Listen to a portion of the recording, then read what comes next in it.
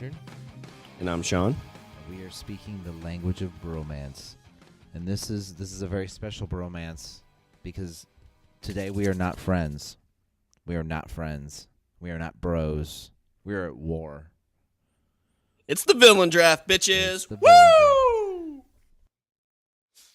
All right, so this is the idea I had. Everybody loves teams. Everybody loves drafting teams. So why not nerd it up a little bit? And we're going to do a villain draft. So Fantasy football for dudes that can't get laid. Oh, I just made it sad. I don't want to play anymore. Fuck this. All right, so the rules. So it's a villain draft. So basically what we're going to do is each round you get to pick basically who, a famous villain. Really haven't had any specific rules on what villains to choose from, but, we'll figure it out as we go. There's 7 rounds. I wonder, what are we using these villains for? Like, are we putting together a team for world domination? Because that's what I had in my mind. I mean, if we're doing something simple like robbing a bank, then I might change my lineup. I think it's kind of like just almost world domination / just, Yeah, I'm going with world domination. So the goal of this too is so once we get these teams picked, we'll have our listeners kind of go through and pick which team they think's the best. So we also should come up with awesome team names. So it's going to be 7 rounds, NFL style. So we're going to flip a coin to see who goes first. Hopefully we can come up with a bunch of different ideas to these drafts. So whoever wins this draft who gets to go first, then next draft the other person will get to go first. With it, it's like NFL style. So if you get the first pick in the first round, you get the first pick in the second round, and so forth. No real timer, but once you pick somebody, we can discuss why you picked them and do all kinds of awesome analysis. Maybe we'll have some interviews, bring in some commentary. Awesome. Just make this. That would be awesome. Get Skeletor over here, or have G.I. Joe kind of making the commentary. See, now you're doing reveals. Ooh. Well, you got your top picks and everything. I already know who my top pick is. I'm staring at mine right now.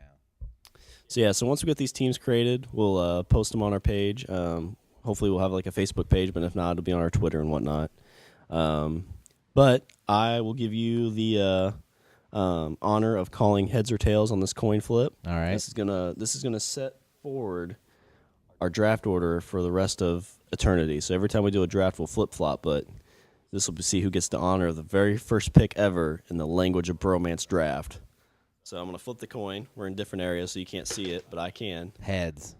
Oh, it's tails, bitch. I don't have my phone with me, but I'll take a picture of that. See, that's the bromance we have, is you can believe that it was tails. Or maybe not, since it's the villain draft. All right. That's what happens when you're poor and you don't have a coin of your own. Well, I forgot about that after I was sitting here and I was looking around. I was like, oh, shit, I don't have a quarter or anything anywhere. And I looked, and on my little table there's a penny. So I was like, yeah, it'll do. That'll do, pig. That'll do. All right. All right. So I got to find my draft. You lost it. I had it, but I was looking at the wrong thing. See, this is why you don't work. This is you probably working for Dallas at this point. It's like Shawn is on the clock. Get trade my that pick. Romo guy. He seems okay. I want to trade my pick for what? Something. Oh, I bet I know where it's at. Dick Buckus. We're picking a wide out number 1. Number 2 is 2014. Dick Buckus. Villain draft, bam. All right, so see, I just had to get my person on the phone. So the number 1 pick in the villain draft, I think it'd be pretty difficult not to go with this person. I mean, he is the quintessential villain. Whenever you think of a bad guy, a guy that you would just want to destroy everything, you would pick this guy. He comes from, I don't know if we could probably do this a good way. So coming up to the podium is the commissioner of the Language of Bromance Villain League. And, Shawn has just turned in his card. And with the first pick of the 2014 Villain Draft from the DC Universe, the Joker. I knew it. I knew it. Whenever you think of villain, who do you think of? You think of the Joker. He's not really a team player, so that would definitely hurt you. Definitely. Especially, I think that he would have a tendency to screw over your other villains. He would. He's kind of that wild card guy. If but, anything, for you know, if for nothing, then just for the sake of his own amusement. But he's a good villain. He's when you're talking about as great a hero as Batman, you have to answer it with an equal villain, and the Joker meets him. The Joker, I mean, he meets Batman. So I mean, to me, that's all you need to say. well, and like even in the newest comics, he loses his face and he's still a badass. I mean, he's wearing a plumber outfit, and he's still just he's able to kidnap everybody Batman knows, and you look at just you look at people who've played the Joker. You've got Heath Ledger and you've got I just drew a blank. Jack Nicholson. I mean, you've got great people who've played these guys. Cesar Ramon? Cesar Romero. That was the first joke. That was Batman 66 Joker. And a person I think should be the next Joker. I don't know if you've ever seen this. The guy who played Wash from Firefly. No. He played Alex Tudyk. I don't know. Yeah, Tudyk, something like that. Tudyk. He was in Dollhouse, and he played a one of the dolls that went crazy, basically. Okay. And there's a scene with him on a roof where he's wearing like this very bright colored outfit, and he's just very charismatic, like a Joker-esque type character. And yeah, and it was just like I'm like boisterous. Jaw drops. You're like that's the Joker. That's Joker. Hire him as the Joker. Oh, that'd be awesome. And he was awesome. And he had a guy tied up to a chair and blew him up. It's like Joker. But it was pretty sweet. I think everybody has that.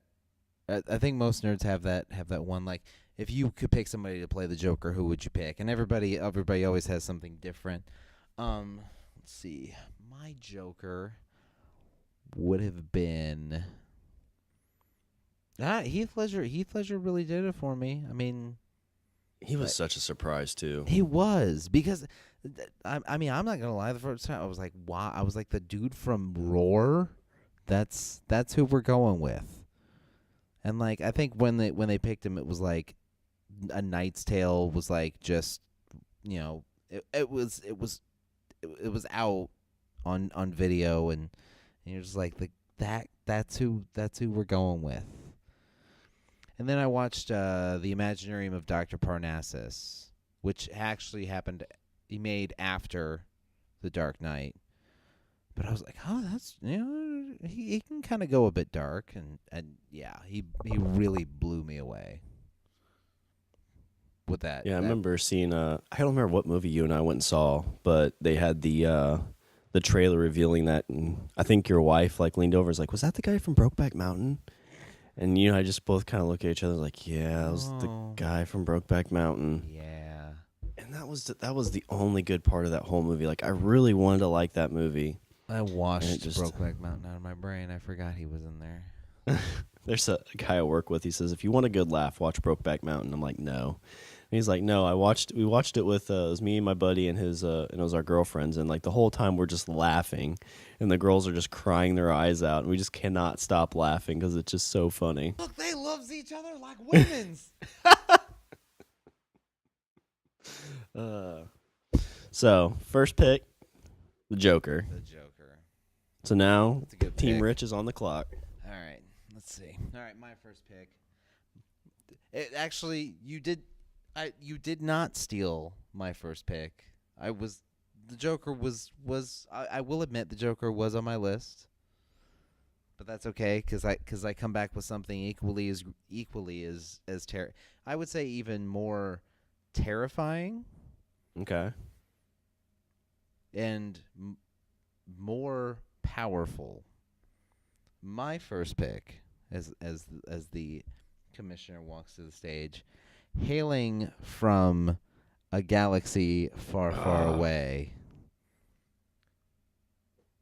the Dark Lord of the Sith, Mr. Darth Vader. Oh, that's a good pick. Darth fucking Vader. It's a good Because pick. he's Darth Vader. All right? He's for lack of a better way, this is the way to describe it. He is the Jesus Christ of the Star Wars universe. Let's see, was he the most powerful Sith ever? He's the most powerful. He was the most powerful Force user ever. And the only reason that he was confined in terms of the things he could do, especially by the point he was Darth Vader, was most of his body wasn't there. Most of his body was electric. Oh, so what you're saying is that even though he had a few injuries early on in his career, was going through college and got roughed up a little bit, even at half a man, he was still probably the strongest, Jedi. Still more powerful than Luke, still more powerful than the Emperor. And that's with no arm. He's a paraplegic. He was a paraplegic in a suit. Did he really lose power when he got burnt up like that? Did they ever really specify? Yeah, actually, that's why he can't shoot lightning. Oh, I didn't know that. Yeah, he can't shoot lightning because he doesn't have actual hands. So if that dude, if he was full on and grew up full bodied, he would basically be able to light the Death Star himself with electricity. Because he's Darth Vader. And people question, is Darth Vader really a villain, though? Because he killed the Emperor in the end, and, he became a Force ghost, and he's standing there next to Yoda and Obi-Wan Kenobi. Yeah, but we forget that before that, he cut off his son's hand. Yeah. Chopped it off. He's a villain. I mean, if you don't think he's a villain, go back to his early years when he comes into the Jedi Academy. Exactly. Not even that. He was trying to hunt and kill his own kids. And then when he figures out when he figures out who his son is, chops his hand off, and is totally fine with him falling to his death. And and even if you want to go into it, so we talked about actors for the Joker. You got James Earl Jones. David Prowse. David Prowse was the man in the suit, voiced by James Earl Jones. Actually, there's been 3 people to wear the suit. You've had David Prowse, who was wearing the suit for episode 4. For episode 5, it was also David Prowse, but it was also David Anderson, who was a master swordsman. Master swordsman. He's dead now. He died a couple years ago. Died 2 years ago. But he worked on pretty much every single amazing sword fight you have seen over the last 40 years. That was David Anderson. He choreographed the sword fights for Empire Strikes Back. He choreographed the sword fights for Return of the Jedi. He did the sword fights for all the Lord of the Rings trilogy. Oh, wow. He did the sword fights for The Princess Bride. Oh, it's such a great movie. It is a great movie. He actually was the sword master at a time. He was Errol Flynn's stunt double. Okay. That's how far back we're going.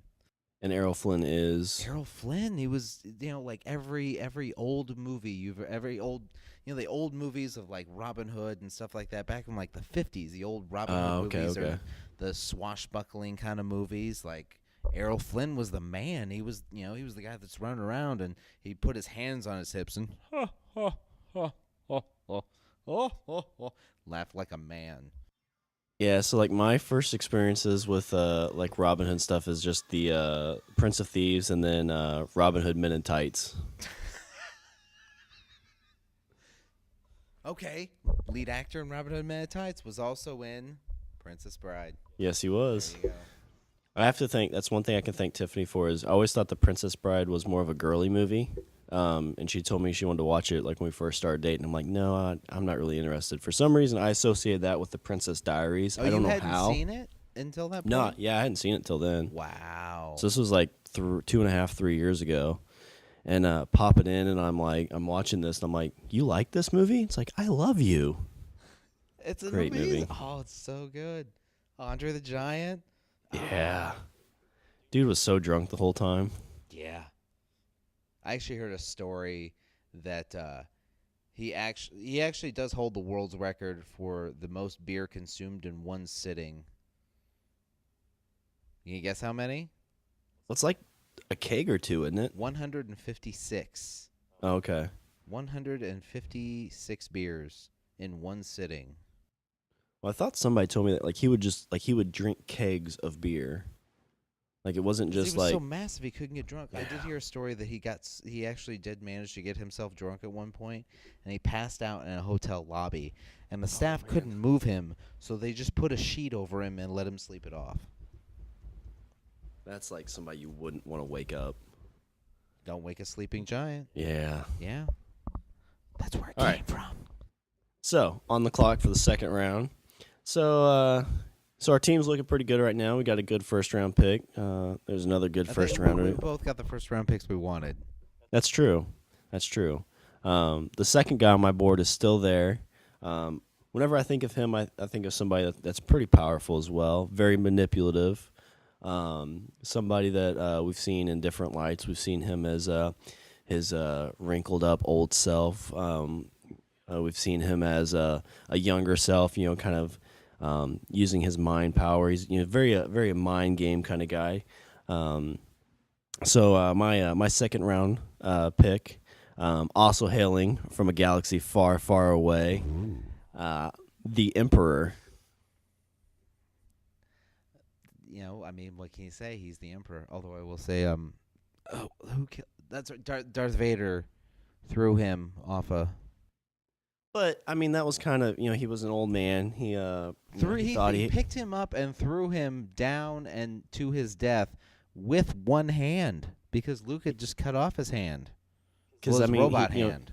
He thought that they were on the same team. It's kind of one of those situations where, the shortstop's running back. He's got the ball. It's his call. And there's rivalries now. See, because now the Emperor, he's like, right. I'm on the. See, now he's eyeballing Vader. He's got beef too. I mean, he's like, he threw me down a fucking well. Yeah. But that could have been a clone too? For all we know, there's tons of emperors out there. There are tons of emperors out there.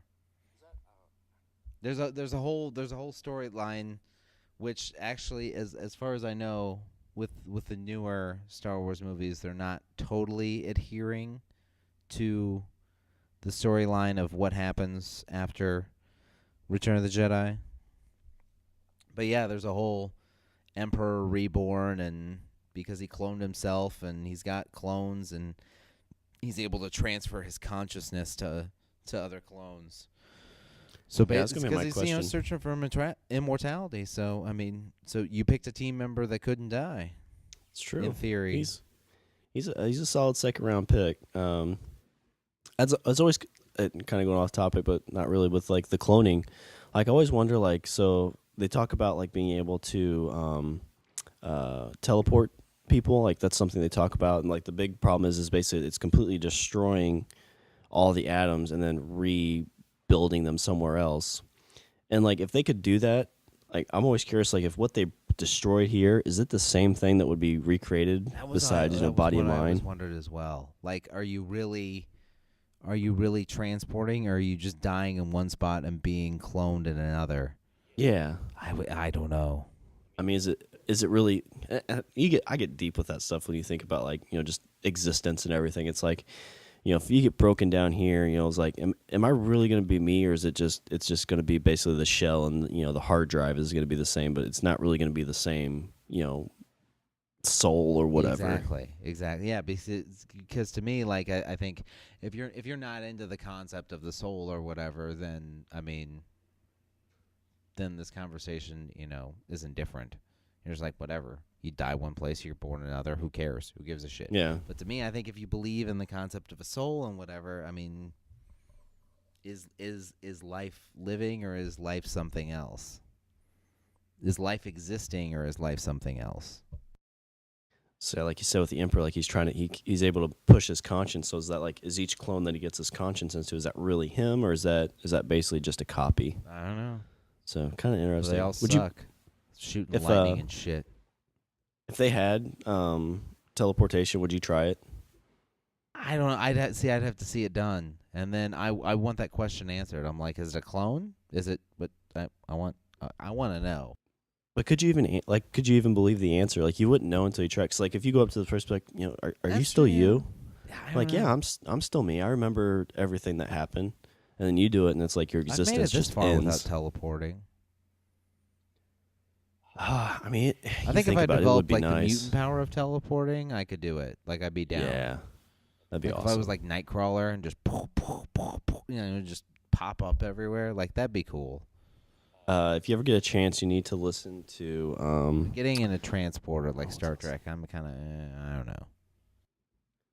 Yeah, it's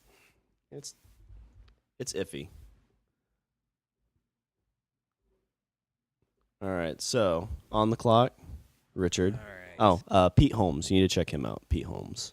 right. He does a Nightcrawler thing. It's pretty funny. My second round draft pick is now. See, we've been dealing with kind of larger than life characters, you know, big characters. They shoot lightning, they move things with their mind, they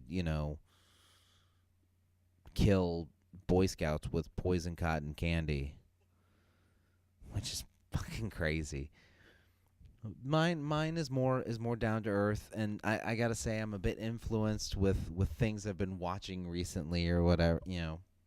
It's but the guy seems fucking. He seems like somebody I want on my side. My second round draft pick, hailing from the nation of Westeros, Tywin Lannister. That's a good pick. He wasn't on my board. That dude. Now, up front, I will say that I've only gotten through season 3. I still need to watch season 4. And from what I understand, the first episode of season 4, Tywin gets even more vicious. Yeah, I haven't seen it yet. I've read the books. It's a good question. Is he really a villain? I would say he's totally a villain because he constantly says, yes, I put my family first and da da da da da. And yes, he has this moment of weakness where he says,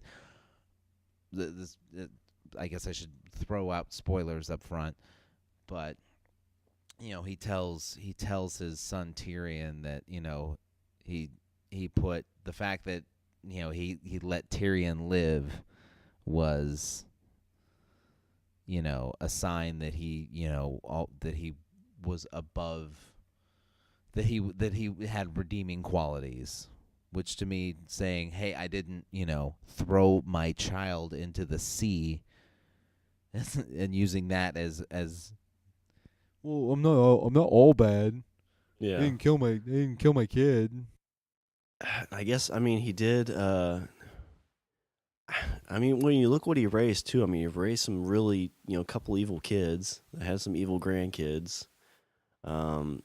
During the battle for the city, this is spoilery, but it's kind of pre-spoilery. When they were ransacking the city, he came from behind, and they thought they're coming. He's the shit, I forgot his name. The king that went crazy. The Mad King. The Mad King, yeah. They thought that the Lannisters were actually coming to their help, and nope, he was basically coming to help take over and kind of lay the groundwork for them to be able to take over Westeros. Exactly. It's blind ambition with Tywin. He's not really looking to rule. He's looking to control. Yeah, so what would you compare him to, as a historical figure? I was gonna kind of say Napoleon, but Napoleon really wanted to rule. He's not like a Hitler. No, I would say if we're gonna go with Hitler, I would say he's more the Himmler to Hitler. Okay. He's the guy. He's the string puller of he makes the puppet dance. Gotcha. which to me is even more devious and in a way I think more ambitious because he's not having to deal with the minutia of politics and and this that or the other. So if you had to put him in a gaming kind of realm, like a chaotic good, chaotic He's lawful evil. neutral, evil, lawful evil. That's what I was He's gonna say. definitely lawful evil. He works within his confines to gain as much for himself as possible. So what he And he's thinks he's doing completely is. unapologetic about it.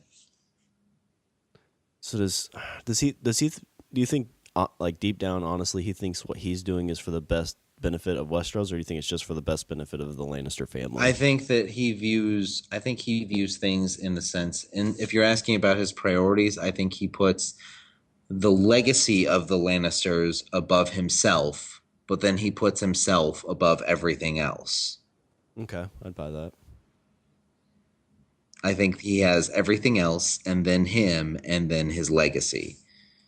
But to me, I mean, I think his legacy is kind of self-serving because he wants to preserve the Lannister name, which So do you think I mean, it's his last name. So I mean, in a way, that's self-serving as well.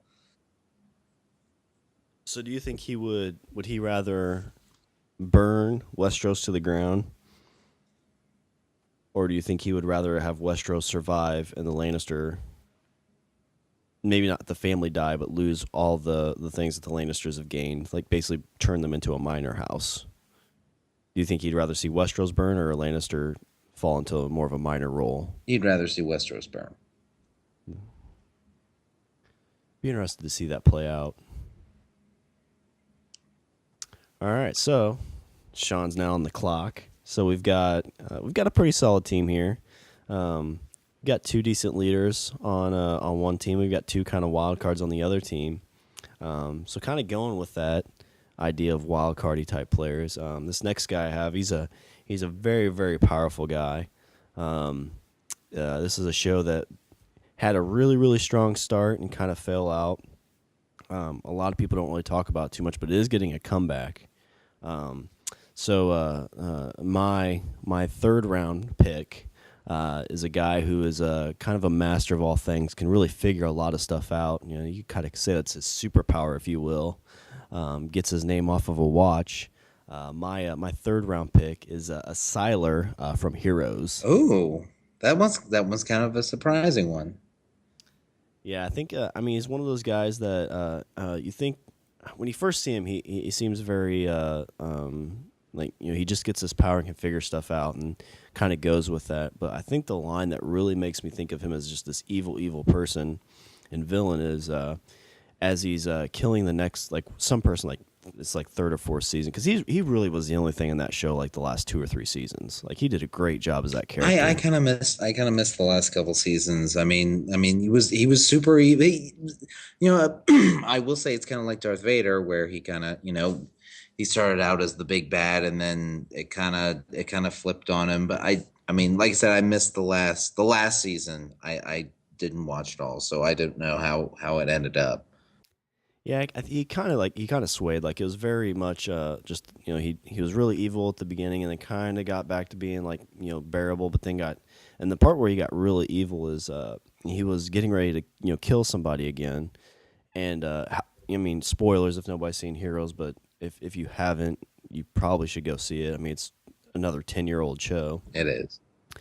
But how he figured out to get other people's powers is he would basically cut through their head and figure out whatever part of their brain allowed them to do the power, and then he gained that knowledge and was able to use that power.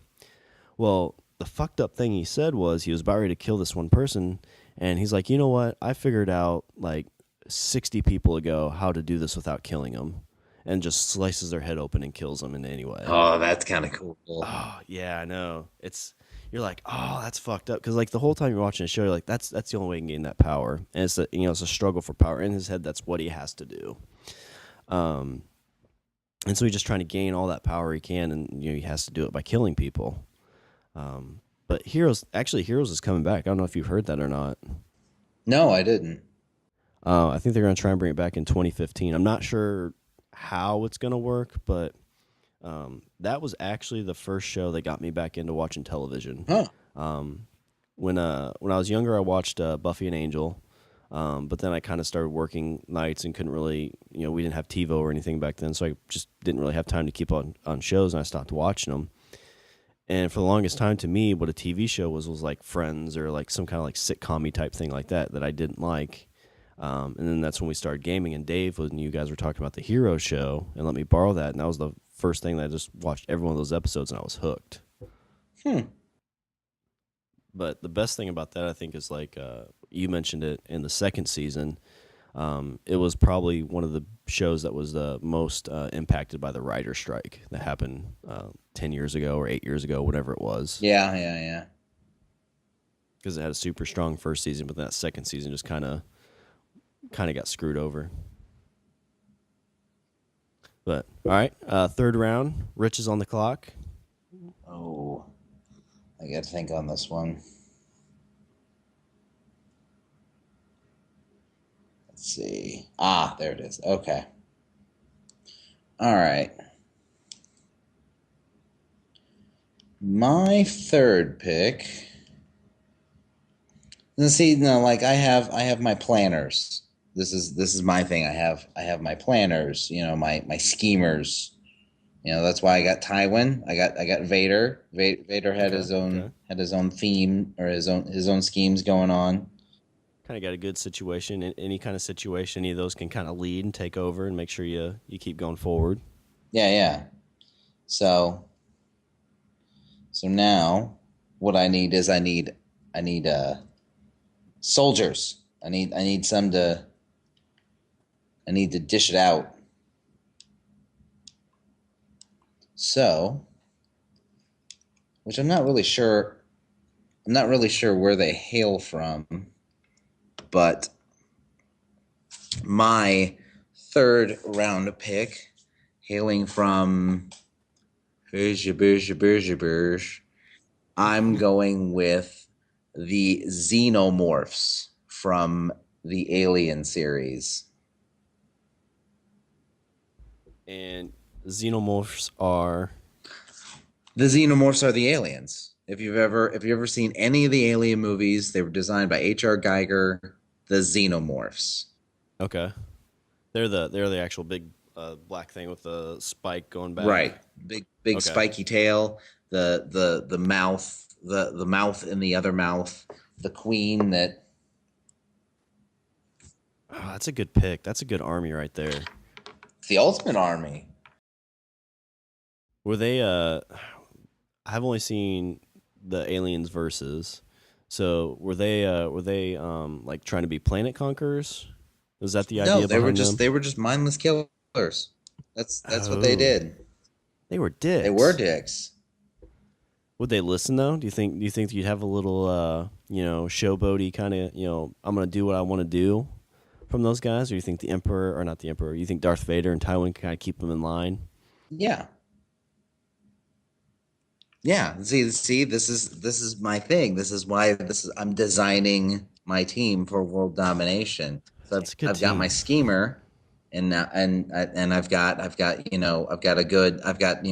Jesus. That's my faith. I've got my faith, and I've got my brain, and now I've got my brawn. Yeah, I don't have any of those on my board. I'm building a strong personality. I'm gonna sell a lot of jerseys. Is what I'm gonna do. We're gonna lose in the finals a lot, but we're gonna sell a lot of merch. What do you got? Merchandising. Merchandising. I love Mel Brooks. All right, so on the clock, Shawn, fourth round, first pick. I kind of was worried that you were gonna take this guy from me. We all know that I'm pretty obsessed with a handful of things, and on August 8th, you should probably be able to see this guy. He hails from Japan and goes by the name of Oroku Saki, or better known as the Shredder. Here we go. So I think the Shredder really has it in that he's been in a lot of different media types and has done well in almost all of them. So like you have the original comics where he was just a really terrible guy. You have him in the cartoon where he's voiced by Uncle Phil. He's the goofy guy. So yeah, so the Shredder has been in. The first comic he was in was really aggressive. Then we said like he's with Uncle Phil. And then in the new TV show, he was actually some kind of alien type thing. And even in these new comics, is just a pretty strong character.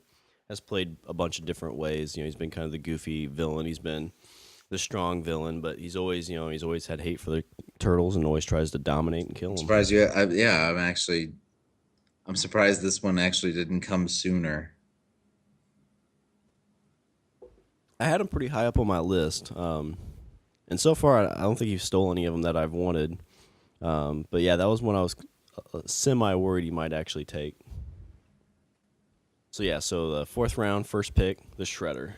The Shredder. I'm surprised you haven't elaborated on the Shredder and your love of the Teenage Mutant Ninja Turtles, and like I'm not getting the detailed history of the Shredder. This is kind of it's somewhat disappointing. Well, what I like about the Shredder is, I mean, he's got a bunch of different origin stories, and I think that's something the Turtles have done really well. Is they've taken the base of what the Turtles are, four people who just, four turtles that got ooze dropped on them and became these superpowered beings, but they've allowed that to change enough that the story's different. Like in the original cartoon, it was a guy and the turtles, and he was living in the sewer. In the newer cartoon, kind of the same idea, but then in the newest comic, they're actually reincarnated, so they're actually from feudal Japan. Okay, which version of the Turtles do you like best? Or which version of the Shredder? Since we're talking villains, which version of the Shredder is the one that you like? Do you like wisecracky kind of goofy Shredder from the old cartoon, or do you like big scary Shredder from the first live action movies? I mean, I'd say that like they've all kind of, I've grown up with them, so they've all kind of had that that section of my life. Like the first Shredder was the goofy Shredder, but when you go back to it, it's kind of like it is kind of it's very campy. It's very okay, but in the new comic I'm reading, the Shredder is just very badass. I mean, he's basically the storyline is that he was the one that killed Splinter's sons and Splinter back in like 1600 Japan. Okay. So I think villain wise and just badass wise, I'd probably say this current cartoon version, or not cartoon, I'm sorry, the current comic version of the Shredder is probably my most favorite. Okay. I was just curious because I mean, it's like you said, there's been all sorts of different incarnations of the Turtles, so I didn't know if you had a favorite, or if it was just if you were like a 5-year-old with it, where you're like, look, it's got turtles on it. No, I mean it's got turtles on it. I want it.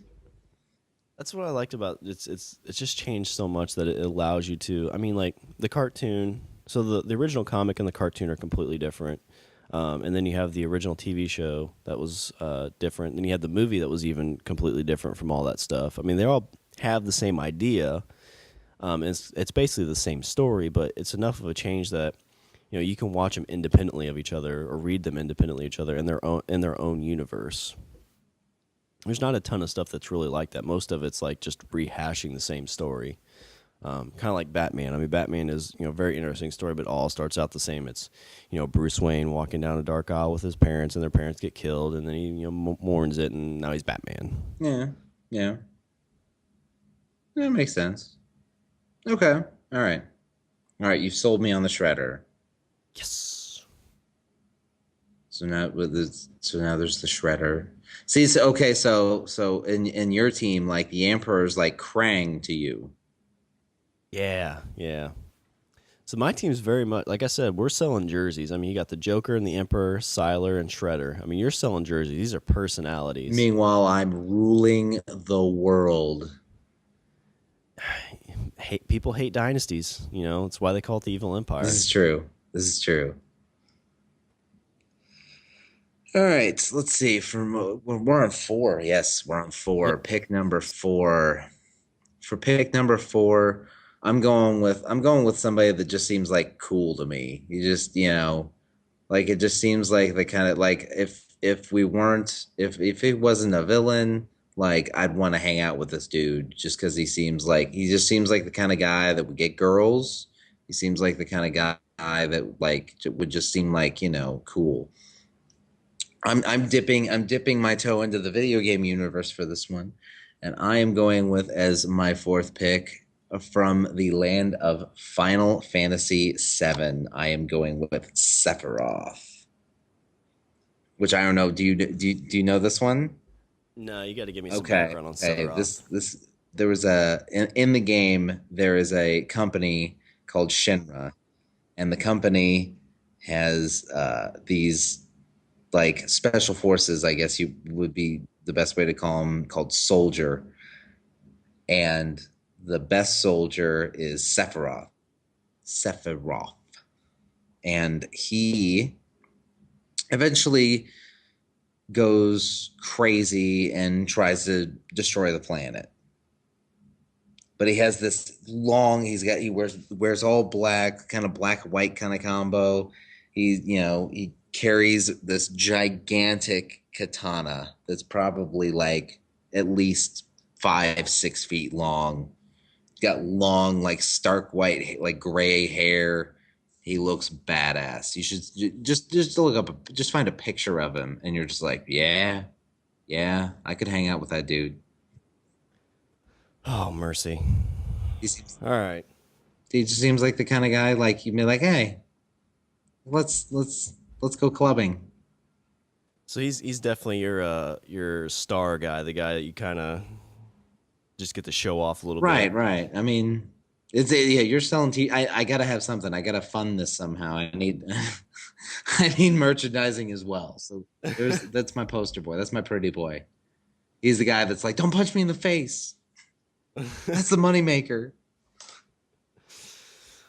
All right. So on the clock now for the 5th round pick. So we've only got 3 more rounds. And I feel pretty good about my draft. I gotta say I do too. I do too. I think the only guy you stole from me is Darth Vader. I was kind of worried that you were gonna be taking a lot of these guys from me. But for this 5th round, first pick, I'm kind of gonna dive into another guy that's gonna sell a lot of jerseys. Very hated by a lot of people. Very famous. It's probably the biggest show on TV right now. He's also got multiple platforms that we've seen him in. Most notably, he started out in the comic book, which he was a very badass guy, and now he's made his way to the TV. So for my Pick number 5. for my pick number 5, I'm going with a guy from he hails from Woodbury, the Governor. Ooh. And you haven't read the comic, have you? No. In the comic, he is very just badass. Like what you see him, I mean, he's not only is he just a villain, he's just very evil. And I've read there's a book out about that kind of time too. I did notice that. It seems like I haven't read the comic, but I've skimmed through some of them, and I know most of the storyline, and it seems like they tried to make him more of a redeemable character in the show over the comic.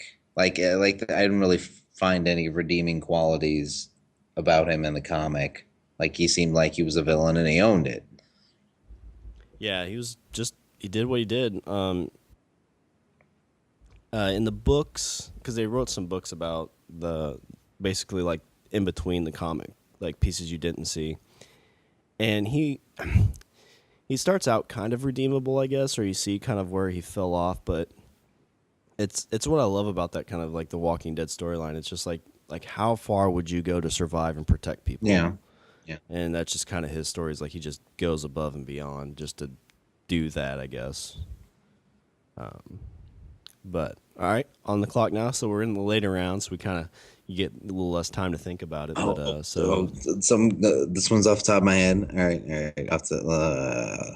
I'm scrolling. Or you can keep looking. You got time. Scrolling through my. See, that was like, oh crap! Now See, the easy ones, it was easy to rattle them off.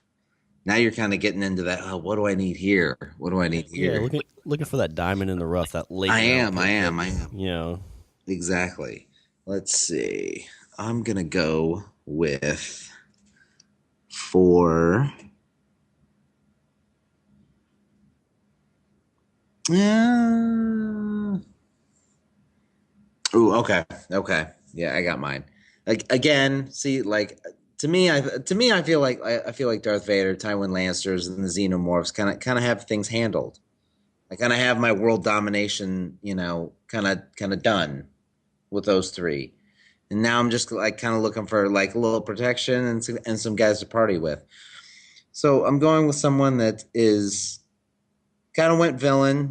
Started out as a villain, kind of went a little anti-hero, but I think that not necessarily totally evil, but definitely not completely good.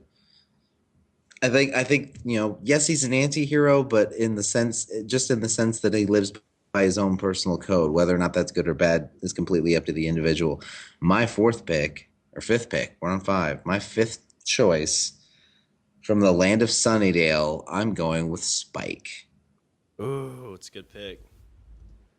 So you got a guy who started out kind of dorky and called Spike the Bloody because his poetry was so bloody awful that you wanted to He found stick out a he spike did through your poetry ears. to his mother. Oh yeah, and you have that whole thing Yeah, that too. weird, creepy thing with his mom.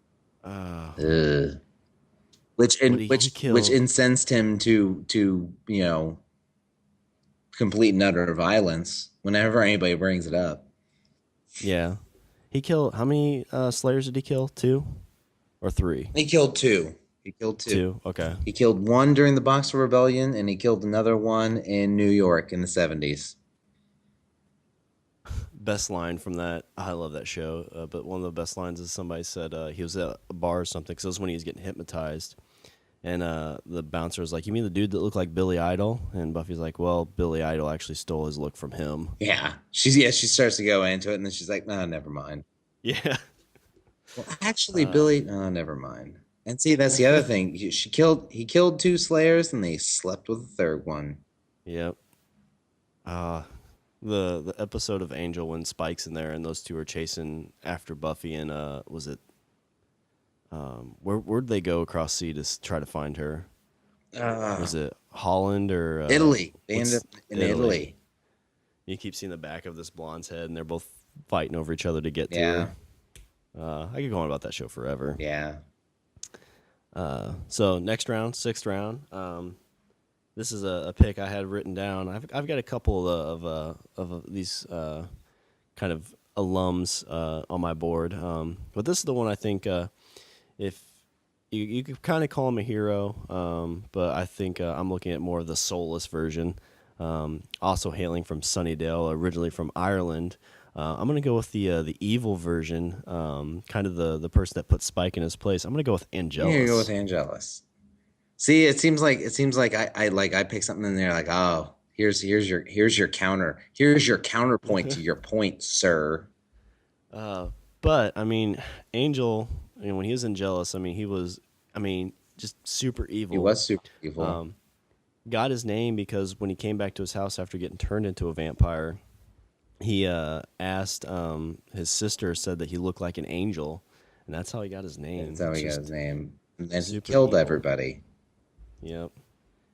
And even in, I mean, if you, I love the prequels And that also kind of when like he talk was about. like during on the show when he was Angelus during Buffy, then I mean, like my guy's in a wheelchair.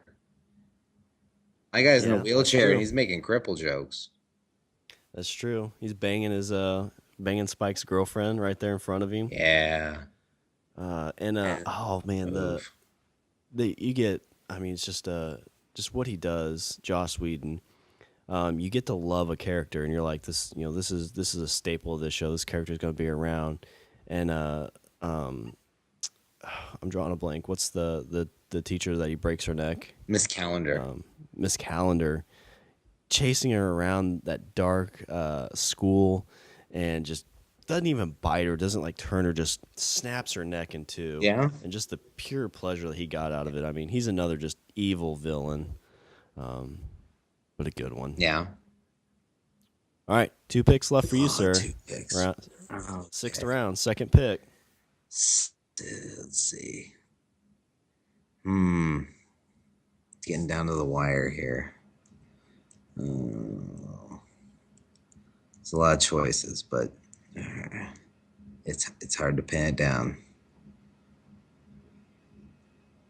I feel like I need a philosopher. A philosopher. I need a philosopher. I need someone, not like, not really so much a moral compass, but just to kind of add that little bit of a little bit of thinking. One of the I when it comes to comic books, you have your quintessential villains, you have your jokers, you have, your Green Goblins, everybody, every group, every hero has someone to meet them. That's the whole point. Everyone, every hero has to have someone to match them, and not necessarily beat them, and definitely not be their lesser, but match them. And I'm going with someone that matches an entire team of people. We're on 6. My 6th pick is Magneto. Ooh. Magneto is who I'm going with. Kind of does his own thing. He's trying to do what's good for mutants, but probably also a little bit better for himself, a little narcissist.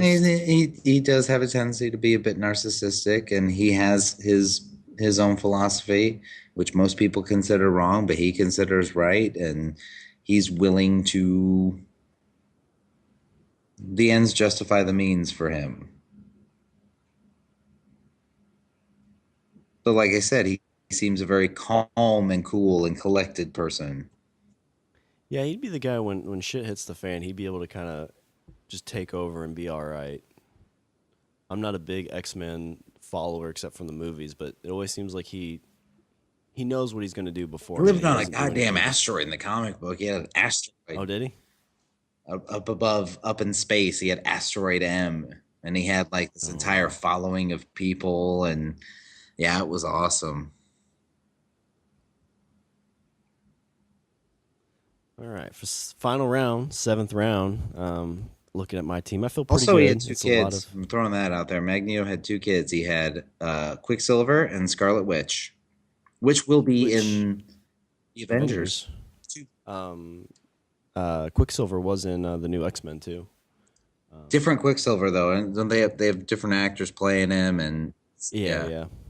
Isn't the dude from Kick-Ass playing him in the Avengers too? I think so. That sounds right.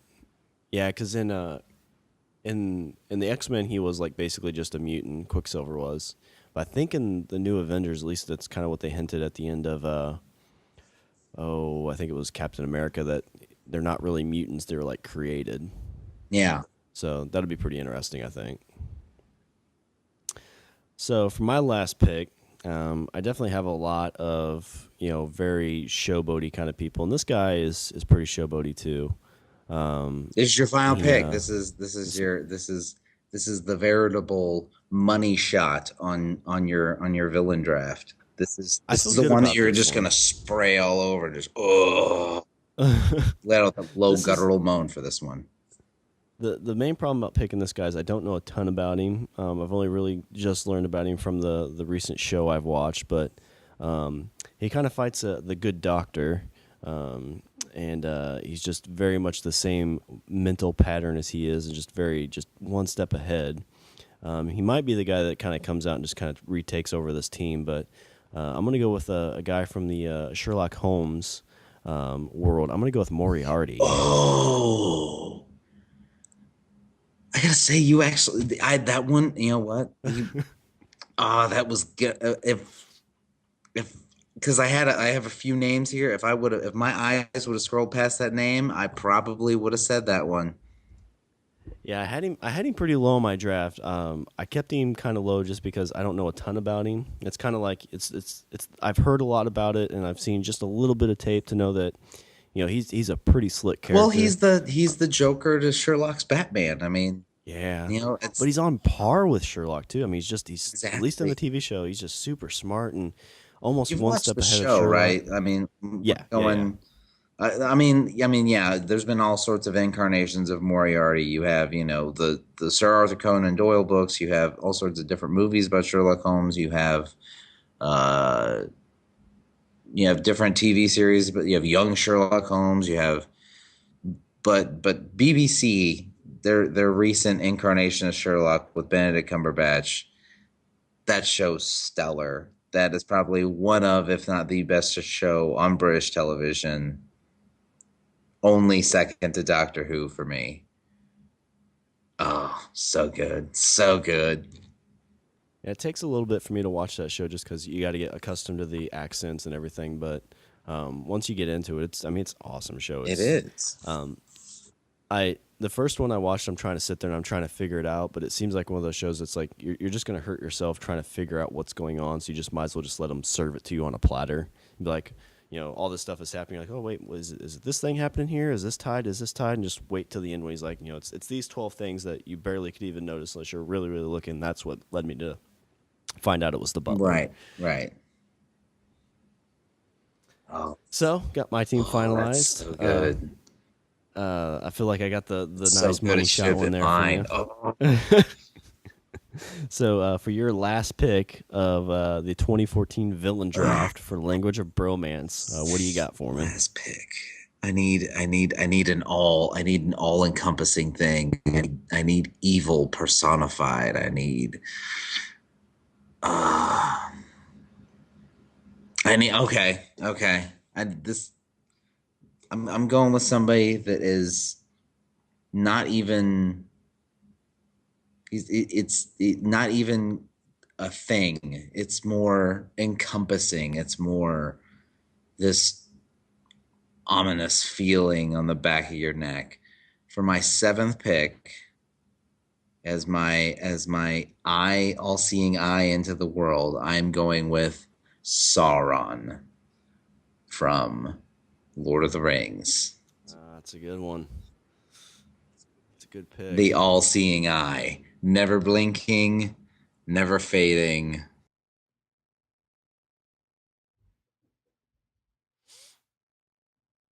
As long as he doesn't need a contact, he's in good shape. If he needed contacts, if he had to, get a little bit older. Well, that's why it's on fire.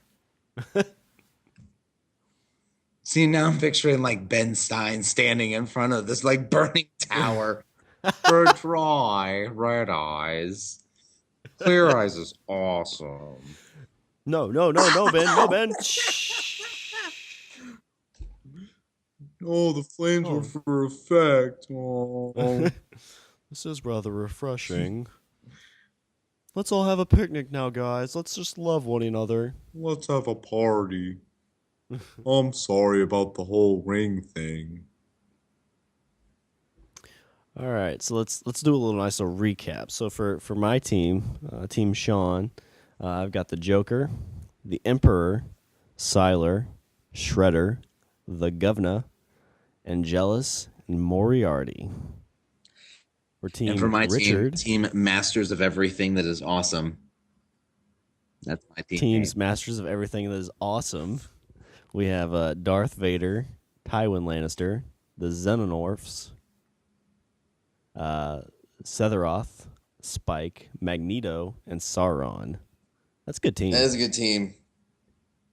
It is Team Masters of Everything That Is Awesome. I think I've covered everything: movies, television, books. Yeah, I think it's a solid team. I'm pretty sure everybody's going to like mine more just because of the merchandising. Everybody likes to buy merchandise. Yeah, everybody's going to buy your shirts. But then in huddle groups, they're going to be like, yeah.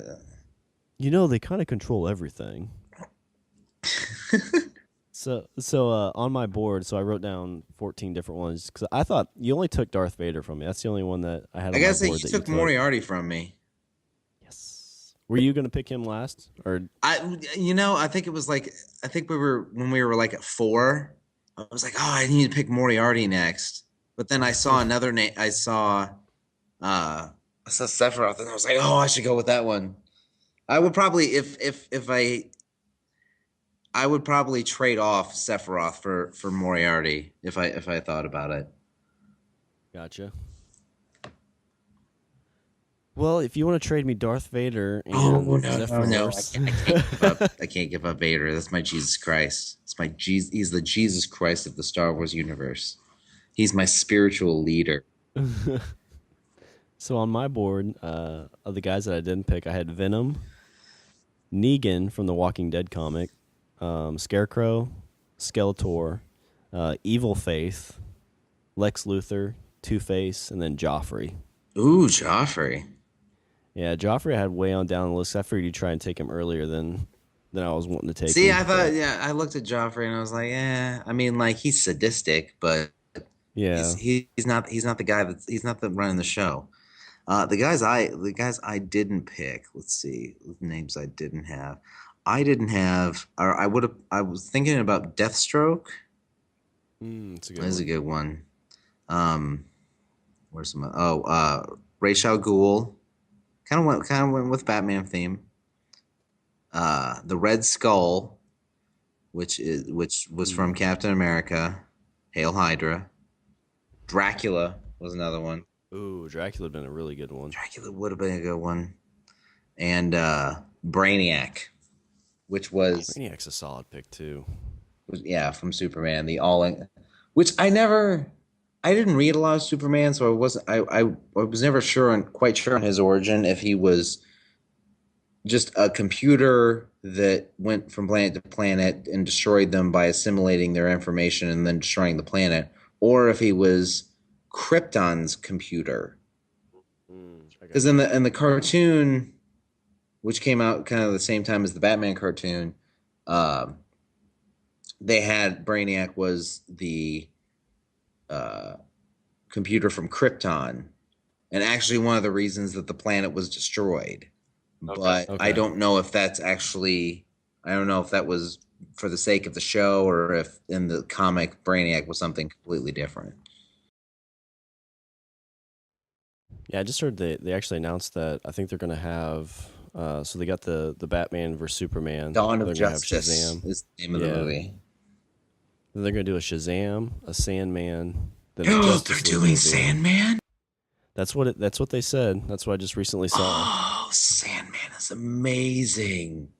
I haven't heard anything about it. I had to actually Google it today. I met and saw that it's Neil Gaiman at a comic book convention in Chicago. He was the keynote speaker. This was in 1993. I was 13 years old. That was honestly, to me, that was the first comic book I read where the themes were more adult. And I'm not saying that there was like, sex or anything. Yeah, I just mean it was more of a grown-up book. Mm-hmm. It wasn't something you didn't feel like you were a little kid. Yeah, it wasn't, it wasn't big colorful superheroes jumping around and fighting the bad guy. It was, Sandman was gritty. It's kind of like reading Watchmen for the first time. Still haven't read that. I really feel like that's a period piece. It I is. haven't seen the movie. It really is. Like, I think to me, people that read Watchmen now, they're just like, what's the big deal? Like, yeah, you should have read it like, 20 years ago when it was the first of its kind, and it was a groundbreaking book. It gave you like a dark side to a superhero, which it was unheard of at that point. The Cold Wariness of it, I think, is something that like gets really lost on my generation, because by the time I was able to comprehend what was going on, all that stuff was pretty much done. Yeah. But like somebody a little bit older, they read that comic, and they're like, "Oh yeah, we were scared we were gonna die every day." Yeah. But so yeah, I had fun with that. That was awesome. So the idea is we've got some other ideas for different drafts. Yeah, you can throw. Actually, we got our Twitter account. They can just tweet us ideas for different drafts, because I'd be all about doing this. Hits on Twitter, it's at Language of Bro, or you can shoot us an email at languageofbromance@gmail.com. Shoot us different ideas, and maybe we'll grab one of those and run with them. If you get a chance, go ahead and reply back with hashtag Team Rich or hashtag Team Shawn for whichever team you like the best. And then also go ahead and hashtag Bromance Villain Draft. Is there anything else you got to add for the show? Hashtag Team Everything That Is Awesome. Masters of Everything That Is Awesome. Hashtag Masters of Everything That's Awesome. That would be my team because they are. That's what you'd put in the losers bracket. Oh. See, now what I'm curious of is, let's say we do a superhero draft. Are we drafting a team to fight our villain draft? That'd be interesting. I think you could battle them out. Because I think I would have a harder time coming up with heroes to fight my villain draft. That'd be interesting. Then you could do like then we could take all those and we can by the round and we could do kind of like a March Madness. So number 1 fights number 1. Yeah. That'd be pretty sweet.